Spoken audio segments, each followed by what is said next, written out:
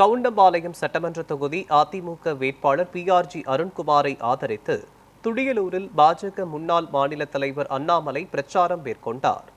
கோவை கவுண்டம்பாளையம் சட்டமன்ற தொகுதியில் அதிமுக சார்பில் PRG அருண்குமார் போட்டியிடுகிறார். துடியலூரில் அவரை ஆதரித்து பாஜக முன்னாள் மாநில தலைவர் அண்ணாமலை தீவிர பிரச்சாரம் மேற்கொண்டார். அப்போது பேசிய அவர், தமிழகத்தில் சட்டம் ஒழுங்கு சீர்கெட்டுள்ளதாகவும் கொலை, பாலியல் குற்றங்கள் மற்றும் போதைப்பொருள் பரவல் அதிகரித்துள்ளதாகவும் குற்றம் சாட்டினார். குறிப்பாக கோவை மாவட்டத்தில் கஞ்சா உள்ளிட்ட போதைப்பொருள் பிரச்சினை அதிகரித்துள்ளதாக கூறினார்.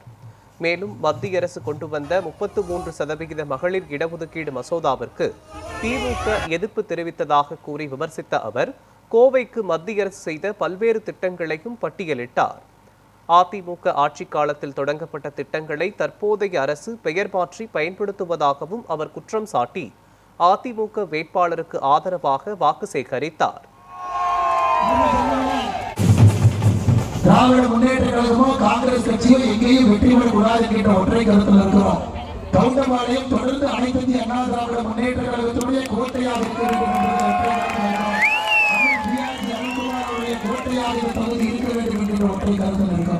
நம்முடைய கூட்டணி கட்சியினுடைய எல்லா தலைவர்கள் தொண்டர்களும் அதற்காக தோல் கொடுத்து உழைத்துக் கொண்டிருக்கிறோம்.